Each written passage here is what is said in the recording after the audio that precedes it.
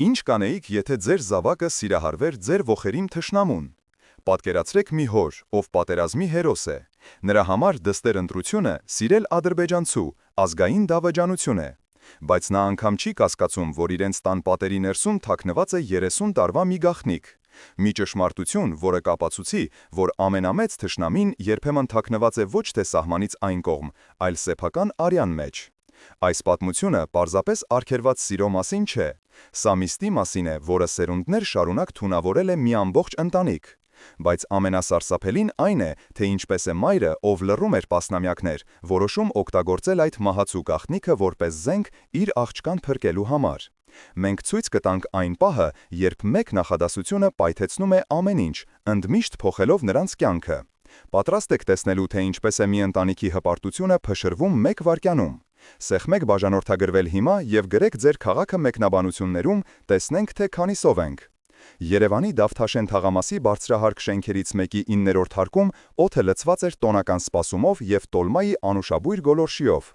Պատուհանից դուրս ձեմեռային մռայլ երկինքն էր, սակայն Զաքարյանների բնակարանում ջերմ էր ու հարմարավետ։ Հյուրասենյակի կենտրոնում վեհորեն կանգնած էր զարդարված տոնածառը, իր գունագեղ լույսերով ողողելով պատերին փակցված ընտանեկան հին ու նոր լուսանկարները։ Պատին փայլում էր Արարատի նկարով գորգը, իսկ դիմացի պատին փայտե մեծ խաչը։ Անահիտը 50 տարեկան մի կին, բարի աչքերով և հոգնած ժպիտով խոհանցում խառնում էր աղցանը։ Նրա ամեն շարժման մեջ զգացվում էր տարիների փորձ և անսահման սեր իր ընտանիքի հանդեպ։ Նա երգ էր մրմնջում իր քթի տակ հին հայկական մի երգ, որը մայրն էր սովորեցրել։ Ամուսինը Արման Զաքարյանը 52 տարեկան, բարձրահասակ ու թիկնեղ մի տղամարդ, խստադեմ, բայց աչքերի խորքում թաքնված թխրությամբ, նստած էր բազմոցին և լուրերն էր դիտում։ Էկրանին կրկին Ղարաբաղի մասին էին խոսում։ Արմանի դեմքը քարացավ, բռունցքները սեղմվեցին։ Այդ պատերազմը նրանից խլել էր երիտասարդությունը և լավագույն ընկերներին։ Նա առաջին պատերազմի վետերան էր, և այդ վերքերը դեռ առնահոսում էին նրա հոգում։ Բայց նա դեռ չգիտեր, որ ամենամեծ հարվածը իրեն հասցնելու է ոչ թե թշնամին, այլ սեփական զավակը։ Արման ջան, մի քիչ կօգնես, սեղանը գցենք, խոհանոցից ձայն տվեց Անահիտը։ Արմանը թոթվեց, կարծես արթնացավ տանջալի հիշողություններից։ Նա անջատեց հեռուստացույցը և մոտեցավ կնոջը։ «Մեր աղջիկը շուտով կհասնի», ասաց նա, ձայնի մեջ հպարտություն կար։ Ինքնաթիռը վաղուց վայրէջք է կատարել։ Սեդան, նրանց միակ զավակը, 22 տարեկան ուսանողուհի, ծնվել ու մեծացել էր Փարիզում, բայց ամեն տարի ամանորին գալիս էր Երևան տուն։ Նա ծնողների լույսն էր, նրանց հպարտությունը։ Արմանի համար նա մաքուր, անարատ հայուհու մարմնացումն էր, ով չնայած օտար միջավայրում մեծանալուն, պահպանել էր իր արմատները։ Դռան զանգը հնչեց։ «Եկավ», բացականչեց Անահիտը ձեռքերը սրբելով գոգնոցին։ Արմանի դեմքին ժպիտ հայտնվեց, նա շտապեց դուռը բացելու։ Շեմին կանգնած էր Սեդան, երկար սև մազերով, մեծ սև աչքերով, որոնք հոր աչքերն էին, բայց առանց նրա թխրության։ Նա գրկեց հորը, հետո մորը։ Տունը լցվեց ուրախ ծիծաղով և ֆրանսիական օծանելիքի բույրով։ «Մամա ջան, պապա ջան, ոնց էի կարոտել ձեզ», ասում էր Սեդան, համբուրելով նրանց։ Նրանք անցան հյուրասենյակ։ Սեդան սկսեց ճամփրուկից հանել նվերները, ֆրանսիական պանիր մոր համար, թանկարժեք կոնյակ հոր։ Արմանը փայլող աչքերով նայում էր դստերը։ Նրա համար աշխարհում ավելի թանկ բան չկար։ Ընթրիքը անցնում էր ջերմ մթնոլորտում։ Նրանք խոսում էին Սեդայի ուսման, Փարիզի կյանքի մասին։ Ամեն ինչ հիանալի էր թվում։ Սակայն Անահիտը մայրական սուր զգացողությամբ նկատում էր, որ իր աղջիկը ինչ-որ բանից անհանգիստ է։ Նա անընդհատ նայում էր հեռախոսին, ժպտում էր, հետո թխրում։ Բայց ամենաշոկայինը դեռ առջևում էր։ «Աղջիկ ջան, մի բան պատահել է», զգուշորեն հարցրեց Անահիտը, երբ Արմանը դուրս եկավ պատշգամբ ծխելու։ Սեդան խորը շունչ քաշեց, նրա աչքերը լցվեցին արցունքով։ «Մամ, ես պետք է ձեզ մի կարևոր բան ասեմ։ Ես մենակ չեմ»։ Անահիտի սիրտը թրթրաց։ «Այսինքն, ընկեր ունես, դա հիանալի նորություն է, հայ է»։ Սեդան գլուխը քախեց։ «Մամ ջան, խնդրում եմ, հանգիստ լսիր»։ Նա հիանալի տղա է, շատ լավն է։ Բայց հենց այդ պահին պատշգամբից վերադարձավ Արմանը։ «Ինչ է պատահել, ինչի եք շշնջում», կատակով հարցրեց նա։ Սեդան նայեց հորը, հետո մորը։ Նա հասկացավ, որ այլևս չի կարող թաքցնել։ Նա որոշեց ամեն ինչ ասել հենց հիմա։ Նա չէր էլ կասկածում, որ 1 րոպե անց իրենց տան հարմարավետությունը կփշրվի միլիոնավոր կտորների։ «Հայրիկ», սկսեց նա դողացող ձայնով, «ես սիրահարվել եմ»։ Արմանի դեմքը փայլեց։ «Ապրիս աղջիկս, ով է այդ երջանիկը, մերոնցից է, չէ»։ Սեդան լռեց մի պահ, հետո շունչը պահած արտաբերեց։ Նրա անունը Ալի է, նա ֆրանսիացի է, ադրբեջանական ծագումով։ Օդը կարծես սառեց, տոլմայի բույրը փոխարինվեց լարվածության սուր հոտով։ Արմանի դեմքի ժպիտը դանդաղ մարեց, իր տեղը զիջելով անհավատության, հետո սարսափելի մթ դիմագծերի։ Նա նայում էր դստերը, բայց կարծես չէր տեսնում նրան։ Նա տեսնում էր պատերազմի դաշտը, իր ընկերների արյունը, այրված տները, եւ այդ ամենի մեջ իր սեփական դստեր դավաճանությունը։ Այն, ինչ տեղի ունեցավ հետո, ոչ ոք չէր կարող կանխատեսել։ Արմանի լռությունը ավելի սարսափելի էր, քան ցանկացած գոռոց։ Նա նայում էր Սեդային այնպես, կարծես օտար լիներ։ «Կրկանիր», շշնջաց նա, «ինչ ասացիր»։ «Հայրիկ, խնդրում եմ», սկսեց Սեդան, բայց Արմանը ընդհատեց նրան։ «Ասացի կրկնիր», ձայնը բարձրացրեց նա։ «Նրա ծագումը ադրբեջանական է», հազիվ լսելի ասաց Սեդան։ Արմանը խփեց սեղանին։ Ափսեները զնգացին։ «Դու գիտես, թե ինչ ես արել։ Դու թքել ես իմ ընկերների գերեզմանների վրա, դու թքել ես մեր ժողովրդի արյան վրա, թուրքի հետ ես գտել քո բախտը»։ «Նա թուրք չէ, նա Ալի է, մենք սիրում ենք իրար», արցունքների միջից գոռաց Սեդան։ «Սեր։ Ինչ սեր։ Դու գիտես, թե նրա պապերը ինչ են արել մեր պապերի հետ։ Դու գիտես, թե նրանք ինչպես են մորթել հայերին Սումգայիթում, Բաքվում, իսկ դու գնացել նրանցից մեկի գիրքն ես ընկել»։ Արմանի եւ Անահիտի պատմությունը սկսվել էր 90-ականների սկզբին, ցուրտ, մութ ու սոված տարիներին, բայց նրանց սերը լույս էր բերում ամենուր։ Նրանք հանդիպել էին համալսարանում։ Արմանը նոր էր վերադարձել ռազմաճակատից, ոտքի թեթև վնասվածքով եւ հոգու խորը վերքերով։ Նա լռակյաց էր, Փոքր-ինչ կոպիտ, բայց Անահիտը նրա աչքերում տեսել էր այն բարությունը, որը նա թաքցնում էր բոլորից։ Անահիտի ընտանիքը Բաքվի փախստականներ էին, ովքեր հրաշքով էին փրկվել ջարդերից։ Նրանք երկուսն էլ կրում էին կորստի ցավը, եւ այդ ցավը նրանց ավելի էր մտերմացրել։ Նրանց ընտանիքը կառուցվել էր հայկական ամուր ավանդույթների հիման վրա։ Հարգանք մեծերի նկատմամբ, ընտանեկան հավաքույթներ ամեն կիրակի, ազգային տոների պարտադիր նշում։ Արմանի համար ամենակարևորը հայրենասիրությունն էր։ Նա իր դստերը Սեդային մանկուց պատմում էր հայ ժողովրդի հերոսական անցյալի մասին, սովորեցնում էր հայոց լեզուն ու գրականությունը։ Նա ուզում էր, որ իր աղջիկը, մեծանալով օտարության մեջ, երբեք չմոռանա, թե ով է ինքը։ Սակայն Փարիզը այլ աշխարհ էր։ Այնտեղ ազգությունը անձնագրի մեջ գրված տող էր, ոչ թե ճակատագիր։ Սեդան սովորում էր Սորբոնի համալսարանում, որտեղ կային ուսանողներ աշխարհի բոլոր ծայրերից։ Նրա համար մարդիկ բաժանվում էին լավի եւ վատի, ոչ թե ազգությունների։ Ալիի հետ նա ծառոցացել էր համալսարանի գրադարանում։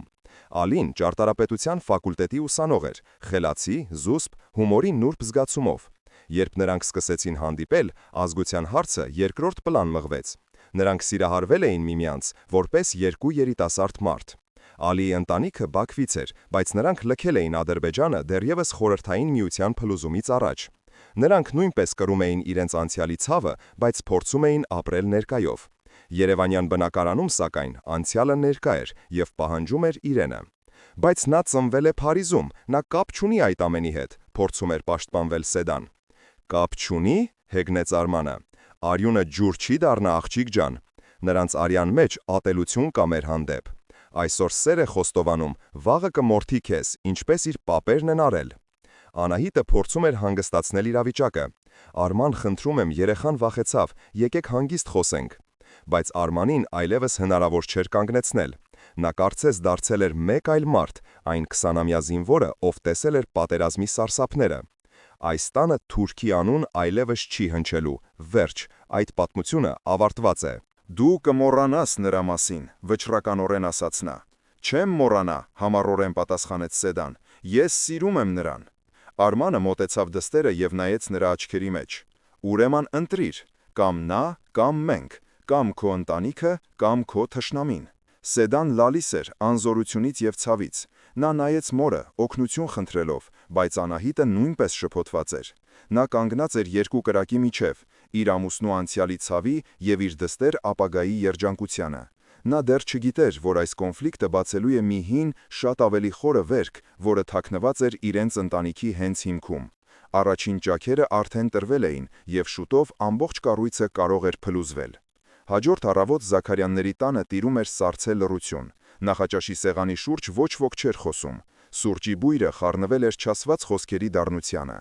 Արմանը կարդում էր թերթը, բայց ակնհայտ էր, որ տառերը պարզապես սահում էին նրա աչքերի առաջ։ Սեդան աչքերը չէր կարծրացնում ափսեից։ Միայն Անահիտն էր անհանգիստ շարժվում, փորձելով ինչ-որ կերպ լիցքաթափել իրավիճակը։ «Սեդա ջան, այսօր մորաքրոջդ տուն ենք գնալու, հիշում ես, քեզ շատ է կարոտել», փորձեց խոսակցություն սկսել նա։ «Չեմ ուզում ոչ մի տեղ գնալ», կարճ պատասխանեց Սեդան։ «Ինչպես թե չես ուզում», խոսքին խառնվեց Արմանը, թերթը մի կողմ դնելով։ «Դու կգնաս, դու կվարվես այնպես, կարծես ոչինչ չի պատահել։ Ես թույլ չեմ տա, որ դու խայտառակ անես իմ անունը ամբողջ Գերդաստանի առաջ»։ «Խայտառակ, սիրելը խայտառակություն է», բարձրացրեց ձայնը Սեդան։ «Թշնամուն սիրելը դավաճանություն է», կտրուկ պատասխանեց Արմանը և վեր կացավ սեղանից։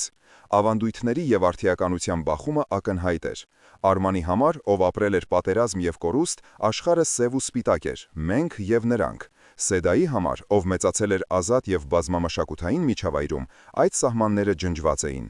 Անահիտը որոշեց խնդիրը հայերեն լուծել։ Նա զանգահարեց իր եղբորը Կարենին։ Կարենը հավասարակշռված իմաստուն մարդ էր, ում Արմանը հարգում էր։ Անահիտը հույս ուներ, որ նա կկարողանա խոսել Արմանի հետ, համոզել նրան, բայց միթե կարող էր նա ենթադրել,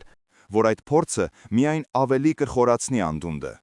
Երեկոյան Կարենը եկավ նրանց տուն։ Նրանք նստեցին խոհանոցում սուրճի սեղանի շուրջ։ Սեդան իր սենյակում էր, բայց ականջները դռանն էին։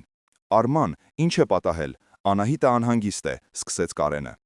Արմանը միանգամից պայթեց։ Նա պատմեց ամեն ինչ չխնայելով բառերը, իր ցավն ու զայրույթը թափելով քենակալի առաջ։ Կարենը համբերատար լսեց, հետո ասաց. «Ես հասկանում եմ քո ցավը, ախպերս, բայց աղջիկը մեծացել է, նա ուրիշ աշխարհում է ապրում։ Միգուցե այդ տղան իսկապես լավն է, չէ՞ որ բոլորը նույնն չեն»։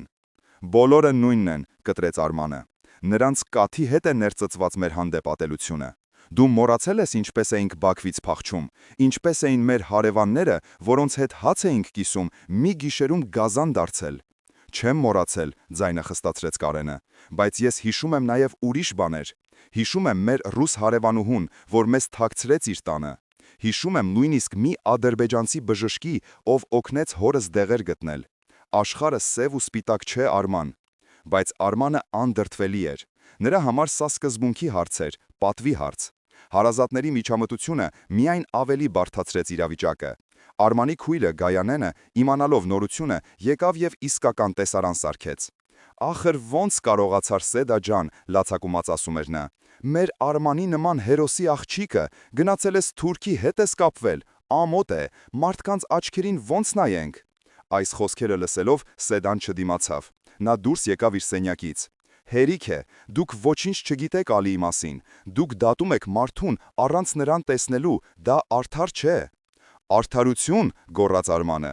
«Արդար էր, որ իմ 18 տարեկան ընկերոջը սպանեցին, արդար էր, որ մեր տները խլեցին։ Մի խոսիր ինձ հետ արդարությունից»։ Վեճը գնալով թեժանում էր։ Ընտանիքը բաժանվել էր երկու ճամբարի։ Մի կողմում Արմանն էր իր անցյալի վերքերով, մյուս կողմում Սեդան իր սիրով։ Իսկ մեջտեղում Անահիտն էր, ով զգում էր, որ հողը սահում է իր ոտքերի տակից։ Նա դեռ չէր պատկերացնում, որ ինքն է լինելու այն մարդը, ով ստիպված կլինի բացել ընտանեկան ամենասարսափելի գաղտնիքը, փրկելու համար բոլորին։ Հակամարտության լուրը, ինչպես միշտ հայկական ընտանիքներում, սկսվեց տարածվել լույսի արագությամբ։ Սկզբում մոտ հարազատների, հետո ավելի հեռուների։ Յուրաքանչյուր հեռախոսազանգ Զաքարյանների տուն բերում էր նոր լարվածություն։ Արմանի համար մարդիկ ինչ կասեն արտահայտությունը դարձել էր ամենօրյա տանջանք։ Նա, ով միշտ եղել էր հարգված, հայրենասեր մարդ, հիմա զգում էր, որ իր ընտանեկան պատիվը սպառնալիքի տակ է։ Զաքարյանի աղջիկը Թուրքի հետ է ընկել։ Այս շշուկները նա կարծես լսում էր ամենուր՝ փողոցում, խանութում, նույնիսկ իր սեփական տան լռության մեջ։ Նրա ընկերները, մարտական ընկերները, ովքեր գային իրենց տուն, ինչպես պետք է նրանց աչքերին նայեր։ Ինչ պետք է ասեր, երբ հարցնեին դստեր մասին։ Այս մտքերը ուտում էին նրան ներսից։ Ճնշումը Սեդայի վրա նույնպես անտանելի էր։ Նրա սիրելի մորաքույրները, հորեղբայրները, ովքեր միշտ փայփայել էին իրեն, հիմա նայում էին նրան դատապարտող հայացքով։ Նրանք փորձում էին խելքի բերել նրան։ «Սեդա ջան, բալես, մի արա», ասում էր հորաքույր Գայանեն, «քեզ հարիշ չէ, մի աշխարհ հայ տղերք կան, ինչու հենց նա, մտածիր հորդ մասին, նրա սիրտը կպայթի»։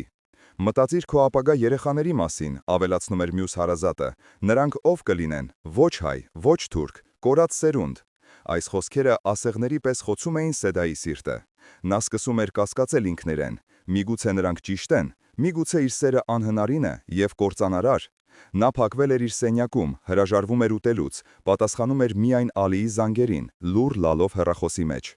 Արմանը, տեսնելով դստեր տանջանքները, մի կողմից խղճում էր նրան, մյուս կողմից ավելի էր կատաղում։ Նա կարծում էր, որ այդ թուրքը կախարդել է իր աղջկան, մոլորեցրել է նրան։ Նրա համար անհնար էր ընդունել, որ իր դուստրը կարող է գիտակցաբար նման ընտրություն կատարել։ Մի երեկո, երբ տանը կրկին լարված լռություն էր, Արմանը մտավ դստեր սենյակ։ Սեդա նստած էր պատուհանագոգին և նայում էր գիշերային Երևանին։ «Մինչև ե՞րբ պետք է շարունակվի այսպես», հարցրեց Արմանը, փորձելով հանգիստ խոսել։ «Մինչև դու չփորձես հասկանալ ինձ», պատասխանեց Սեդան առանց շրջվելու։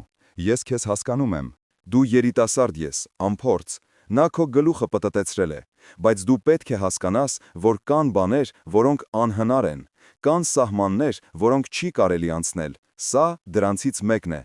Ո՞վ է որոշել այդ սահմանները, հայրիկ, դու, պատմությունը։ Ես չեմ ուզում ապրել ատելությամբ, ես ուզում եմ սիրել։ Ուրեմն գնա սիրիր, պայթեց Արմանը, բայց իմացիր, որ այս տան դուռը քո համար փակ կլինի, Զախարյանների ընտանիքում դավաճաններ չկան։ Այս խոսքերը վերջին կաթիլը եղան։ Սեդան ոտքի կանգնեց, աչքերը չոր էին, բայց դեմքին վճռականություն կար։ Լավ, եթե դա է քո որոշումը, ուրեմն ես կգնամ։ Նա բացեց պահարանը և սկսեց հանել իր իրերը։ Անահիտը, լսելով բարձր ձայները, ներս վազեց։ «Ինչ եք անում, խելագարվել եք, Արման, կանգ առ, Սեդա, աղջիկս, ինչ ես անում»։ «Ես գնում եմ, մամա, հայրս ինձ դուրս է անում իր կյանքից»։ «Ես քեզ դուրս չեմ անում», գոռաց Արմանը, «ես քեզ փրկում եմ սխալից, բայց եթե դու ընտրում ես նրան, ուրեմն այլևս իմ աղջիկը չես»։ Իրավիճակը հասել էր իր գագաթնակետին։ Անահիտը հասկացավ, որ այլևս լռել չի կարող։ Խոսքերը, որ նա թաղել էր իր հոգու խորքում ավելի քան 30 տարի, պատրաստ էին դուրս պրծնելու։ Նա գիտեր, որ այդ խոսքերը կամ վերջնականապես կկործանեն իրենց ընտանիքը, կամ կտան փրկության միակ հնարավորությունը։ Նա նայեց ամուսնուն, հետո դստերը, խորը շունչ քաշեց և պատրաստվեց պայթեցնելու այն ռումբը, որի վրա նստած էին իրենք բոլորը։ Ամենաահավոր գաղտնիքիքը բացահայտվելու եզրին էր։ Տան օդը խթացել էր, կարծեց պատրաստվում էր պայթել։ Արմանը կանգնած էր քարացած, դեմքին ցավի և զայրույթի խառնուրդ։ Սեդան ճամպրուկը ձեռքին, արդյունքները սրբելով, շարժվում էր դեպի դուռը։ Անահիտը կանգնած էր նրանց միջև, հուսահատության եզրին։ «Բավական է», նրա ձայնը հնչեց խուլ, բայց վճռական։ Արմանն ու Սեդան զարմացած նայեցին նրան։ Անահիտը, որ միշտ հանգիստ էր ու հավասարակշռված, այժմ նման էր վիրավոր էգ «Արման», շարունակեց նա, մոտենալով ամուսնուն և նայելով ուղիղ նրա աչքերի մեջ, «դու նրան մեղադրում ես դավաճանության մեջ, դու խոսում ես թշնամու արյան մասին, իսկ դու քո արյունը ստուգել ես։ Ինչ ես դուրս տալիս, կին»։ Զարհուրած հարցրեց Արմանը։ «Խելքդ գլուխդ չի»։ «Ոչ, Արման, 30 տարի լռել եմ, բայց այլևս չեմ կարող։ Ես թույլ չեմ տա, որ դու քո ցավով կործանես մեր աղջկա կյանքը։ Թույլ չեմ տա, որ դու կրկնես քո հոր սխալը»։ Այս խոսքերից Արմանի դեմքը գունատվեց։ Նա մի քայլ հետ գնաց, կարծես հարված ստացած լիներ։ «Մի համարձակվիր», շշնջաց նա, բայց Անահիտին այլևս հնարավոր չէր կանգնեցնել։ Նրա ձայնը բարձրացավ և լցրեց ողջ բնակարանը, ցնցելով պատերը և նրանց մեջ ապրող հիշողությունները։ «Մոռացել ես, թե ինչպես իմ ընտանիքը թաքցրեց քո ադրբեջանցի մորը Սումգայիթում»։ Լռություն, բացարձակ, խլացնող լռություն։ Սեդան սառել էր տեղում, ճամպրուտը ընկավ ձեռքից։ Նա նայում էր մորը, հետո հորը, ոչինչ չհասկանալով։ Ինչ, հոր ադրբեջանցի մայրը։ Դա անհնար էր։ Նրա հայրը, Արման Զաքարյանը, պատերազմի հերոսը, ամենամեծ հայրենասերը։ Արմանը դանդաղ սահեց պատի տակով և նստեց հատակին։ Նրա ուսերը կախ ընկան։ Ամբողջ կյանքում կառուցած զրահը, հայ զինվորի, անզիջում հայրենասերի կերպարը մի վայրկյանում փշրվեց։ Նրա աչքերի առաջ հայտնվեցին մանկության պատկերներ, մշուշոտ, ցավոտ։ Տեսարանը փոխվում է, հիշողություն, 80-ականների վերջ, Սումգայիթ։ Փոքրիկ Արմանը խաղում է բակում։ Նրան կանչում է մայրը, մի սիրուն սևաչակին, Զարիֆա անունով։ Նա խոսում է ռուսերեն, թեթև ադրբեջանական շեշտադրությամբ։ Նրա հայրը, Սարգիսը, հայ է, բայց մայրը մոր մասին տանը չեն խոսում։ Հետո սկսվում են ջարդերը։ Խելագարված ամբոխը ներխուժում է նրանց շենք։ Սարգիսը հրում է կնոջն ու որդուն հարևանների, Անահիտի ընտանիքի բնակարանը, իսկ ինքը մնում է դռան մոտ պաշտպանելու նրանց։ Փոքրիկ Արմանը լսում է հոր սարսափելի ճիչերը, հետո լռություն։ Նրանք մի քանի օր թաքնվում են հարևանների մոտ, մինչև կարողանում են փախչել։ Այդ օրվանից Արմանը իր մեջ թաղում է իր մոր ծագումը։ Նա որոշում է դառնալ ավելի հայ, քան բոլոր հայերը, որպեսզի ոչ ոք երբեք չկասկածի նրա հավատարմությանը։ Նա ատում է իր արյան մի մասը, ատում է իրեն այն ցավի համար, որ պատճառեց իր ընտանիքին։ Հիշողությունը կտրվում է, ներկա։ Արմանը նստած է հատակին, դեմքը թաքցրած ձեռքերի մեջ։ Նա լալիս է։ Ոչ թե զայրույթից, այլ անզորությունից և ամոթից։ Սեդան դողացող քայլերով մոտենում է նրան։ Նա այժմ հասկանում է ամեն ինչ, հոր անբացատրելի զայրույթը, նրա ցավը, նրա ատելությունը, որն իրականում ուղղված էր ոչ թե ուրիշներին, այլ ինքն իրեն։ Նա հասկանում է, որ հոր ամբողջ կյանքը եղել է մի մեծ սուտ, կառուցված վախի և ցավի վրա։ Անահիտը մոտենում է նրանց և գրկում երկուսին էլ։ «Ներիր ինձ, Արման», շշնջում է նա, «ես այլևս չէի կարող տեսնել, թե ինչպես ես դու քեզ տանջում և տանջում մեզ բոլորիս»։ Տանը տիրող լռությունը այլևս սառցե չէր։ Այն լցված էր ցավով, բայց նաև ճշմարտության դառը հմով, որը, միգուցե, կարող էր դառնալ նրանց բուժման սկիզբը։ Բայց միթե այս բացահայտումը կփրկի նրանց, թե վերջնականապես կկործանի այն ամենը, ինչ մնացել էր իրենց ընտանիքից։ Այն, ինչ տեղի ունեցավ հետո, ցույց կտար, որ ամենամեծ փորձությունները դեռ առջևում են։ Հաջորդ մի քանի օրերը Զաքարյանների տանը նման էին թանձր մառախուղի։ Ոչ ոք չէր խոսում տեղի ունեցածի մասին, բայց չասված խոսքերը կախված էին օդում, ավելի ծանր, քան ցանկացած մեղադրանք։ Արմանը փակվել էր իր մեջ։ Նա ժամերով նստում էր պատշգամբում, ծխում էր անդադար և նայում Արարատին, որը թաքնվել էր ձմեռային մշուշի հետևում։ Կարծես իր կյանքի հիմնական հենասյունը, իր անխախտ հայկական ինքնությունը ճաքեր էր տվել, և նա չգիտեր ինչպես այն նորից ամրացնել։ Նրա զայրույթը Սեդայի հանդեպ փոխարինվել էր խորը, տանջալի ամոթով։ Նա ամաչում էր իր ստից, իր վախից, իր ատելությունից, որը տարիներ շարունակ սնուցել էր իր ներսում։ Սեդան իր հերթին փորձում էր մոտենալ հորը, բայց ամեն անգամ բախվում էր անտեսանելի պատի։ Նա այլևս չէր մեղադրում նրան, ընդհակառակը, նրա սիրտը լցված էր կարեկցանքով։ Նա հիմա հասկանում էր, որ հոր ամբողջ կյանքը եղել է պայքար սեփական ինքնության դեմ։ Նա էր զոհը, ոչ թե դահիճը։ Այս բացահայտումը փոխել էր նաև Սեդայի վերաբերմունքը Ալիի հանդեպ։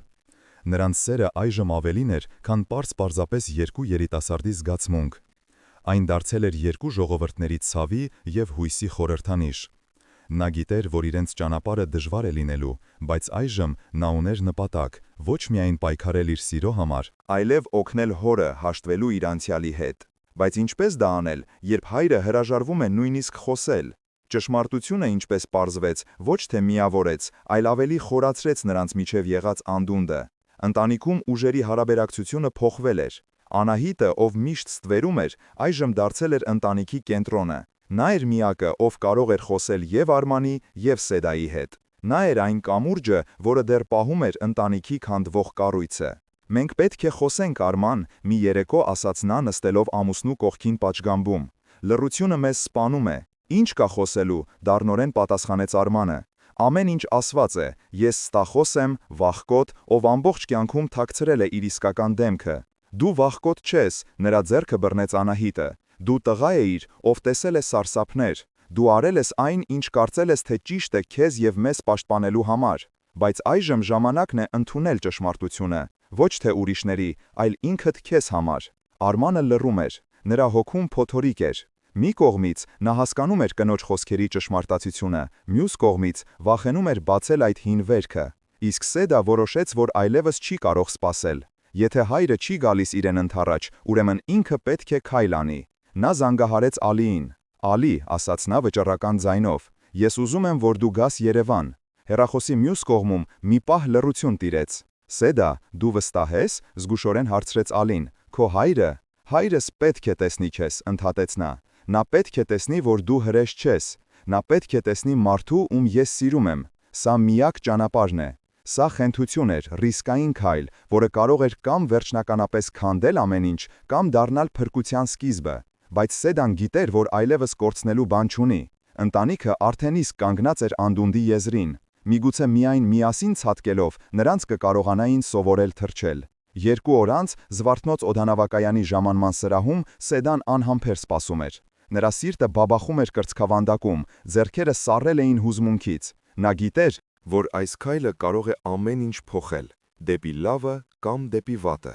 Երբ ապակե դռների հետևում հայտնվեց Ալիի բարձր կազմվածքը, Սեդան մի պահ շունչը պահեց։ Նա վազեց դեպի նա և ամուր գրկեց։ «Դու խենթ ես», շշնջաց Ալին, համբուրելով նրա մազերը։ «Գիտեմ», պատասխանեց Սեդան, բայց ուրիշ ճանապարհ չկար։ Նրանք տաքսիով ուղևորվեցին Դավթաշեն։ Ճանապարհին Սեդան պատմեց ամեն ինչ՝ հոր գաղտնիքի, նրա ցավի, ընտանիքում տիրող լարվածության մասին։ Ալին լուռ լսում էր, դեմքին լուրջ ու կենտրոնացած արտահայտություն։ Նա հասկանում էր, թե ինչպիսի պատասխանատվություն է վերցրել իր վրա։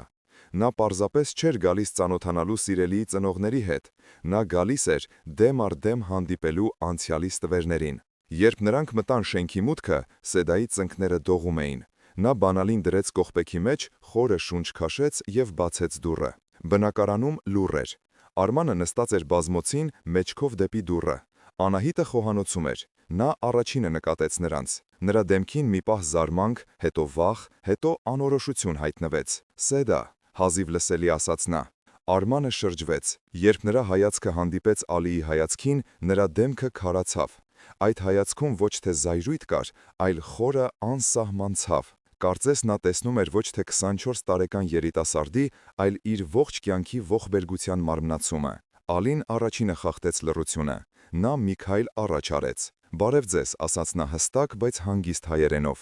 «Իմ անունը Ալի է, շնորհակալ եմ, որ ընդունեցիք ինձ ձեր տանը»։ Արմանը ցնցված էր։ Նա սպասում էր ամեն ինչի՝ լկտիության, ամբարտավանության, բայց ոչ այսպիսի հանգիստ արժանապատվության, և, որ ամենազարմանալինն էր, մաքուր հայերենի։ Անահիտը հաղթահարելով առաջին շոկը մոտեցավ։ «Բարև տղա ջան», ասաց նա, փորձելով ժպտալ։ «Ներս եկեք, մի կանգնեք շեմին»։ Սա անհավանական տեսարան էր։ Զաքարյանների հյուրասենյակում Արարատի նկարով գորգի ֆոնին նստած էին Արմանը, Արցախյան պատերազմի վետերանը և Ալին, ադրբեջանցի երիտասարդը։ Օդը լարված էր էլեկտրականությունից։ Սեդան ու Անահիտը սուրճ բերեցին։ Առաջին մի քանի րոպեները խոսում էին անկապ բաներից՝ եղանակից, Փարիզից, բայց բոլորը հասկանում էին, որ սա ընդամենը նախերգանք է։ Ի վերջո, Արմանը բարձրացրեց աչքերը և ուղիղ նայեց Ալիին։ «Ինչու ես եկել», հարցրեց նա, առանց որևէ հուզական երանգի։ «Ես եկել եմ, որովհետև սիրում եմ ձեր դստերը», պատասխանեց Ալին նույնքան ուղիղ։ «Եվ ես եկել եմ, որպեսզի ասեմ, որ ես հարգում եմ ձեր ցավը»։ «Ինչ գիտես դու մեր ցավի մասին», դառնությամբ հարցրեց Արմանը։ «Ես գիտեմ, որ իմ ժողովուրդը սարսափելի բաներ է արել ձեր ժողովրդի հետ», ասաց Ալին։ «Բայց ես նաև գիտեմ, որ ձեր ժողովուրդն էլ անմեղ չի եղել։ Ես գիտեմ, որ ատելությունը ծնում է ատելություն, և այդ շղթան ինչ-որ մեկը պետք է կոտրի»։ Արմանը ոտքի կանգնեց։ «Դու եկել ես իմ տուն ինձ խելք սովորեցնելու։ Ինձ, մարդուս, ով տեսել է, թե քո ցեղակիցները ինչպես են այրում իմ ընկերներին»։ «Ոչ», Ալին նույնպես ոտքի կանգնեց։ «Ես եկել եմ ասելու, որ ես պատասխանատու չեմ իմ պապերի գործած մեղքերի համար, ինչպես և Սեդան պատասխանատու չէ իր պապերի մեղքերի համար։ Մենք նոր սերունդ ենք, և մենք իրավունք ունենք կառուցելու մեր ապագան առանց ձեր պատերազմների»։ Այս խոսքերը հարվածեցին Արմանին ամենացավոտ տեղին։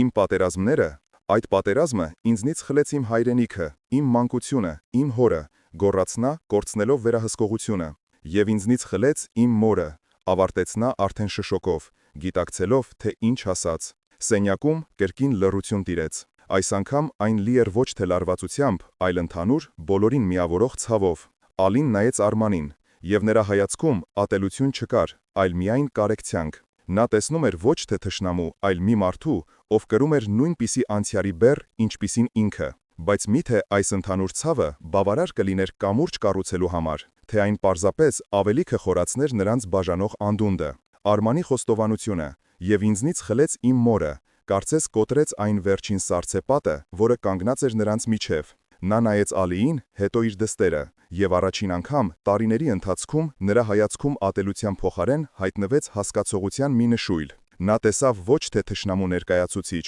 այլ երկու երիտասարդի, ովքեր, ինչպես ինքը, տասնամյակներ առաջ, հայտնվել էին պատմության դաժան քամիների խաչմերուկում։ Նա տեսավ, որ նրանց սերը ոչ թե դավաճանություն է, այլ միգուցե փրկության միակ հնարավորությունը։ Սկսեց նա դժվարությամբ, ես ամբողջ կյանքում վախեցել եմ, որ մարդիկ կիմանան, որ կմերժեն ինձ, որ կսեն, իմ արյունը մաքուր չէ։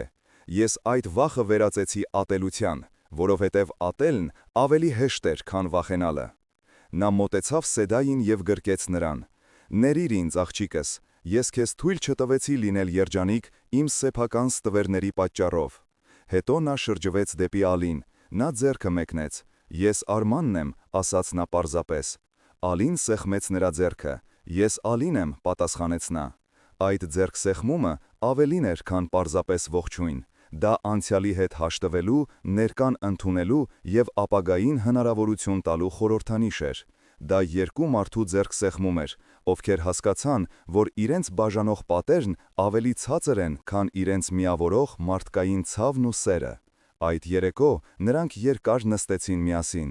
Արմանը առաջին անգամ պատմեց իր մոր Զարիֆայի մասին, պատմեց նրա բարության, նրա տխուր աչքերի, նրա թխած քաղցրավենիքի համի մասին, պատմեց այնպես, կարծես ազատվում էր տասնամյակների բեռից։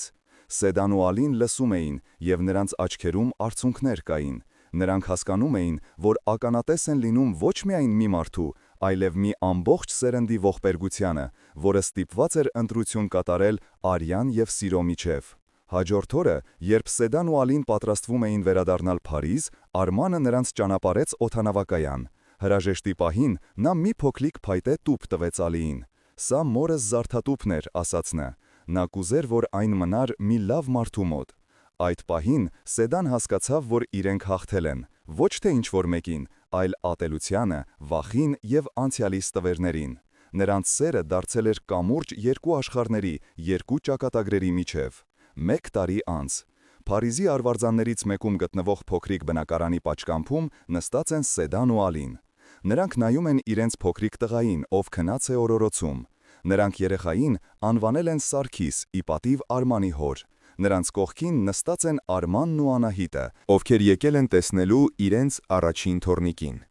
Արմանի դեմքին այլևս չկա այն խիստ տանջված արտահայտությունը։ Նա ժպտում է, և նրա աչքերը լցված են խաղաղությամբ։ Նա գտել է իր ներդաշնակությունը, ընդունելով իր անցյալի բոլոր կողմերը։ Նա հասկացել է, որ ինքնությունը ոչ թե արյան մեջ է, այլ սրտի։ Պատմությունը ցույց տվեց, որ նույնիսկ ամենախորը վերքերը կարող են բուժվել, եթե կա սեր և ներելու կարողություն։ Այն ցույց տվեց, որ նոր սերունդը կարող է կոտրել ատելության շղթան և կառուցել մի աշխարհ, որտեղ մարդիկ դատվում են ոչ թե իրենց ծագմամբ, այլ իրենց արարքներով։ Սա բարդ ճանապարհ էր, լի ցավով ու կորուստներով, բայց արդյունքն արժեր դրան։ Իսկ դուք, սիրելի բարեկամներ, ինչպես կվարվեիք նրանց տեղում։ Կկարողանաք ներել անցյալը հանուն ապագայի։ Կիսվեք ձեր կարծիքներով մեկնաբանություններում, թե ինչպես կվարվեիք ձեր հայկական ընտանիքում։ Մեզ համար շատ կարևոր է իմանալ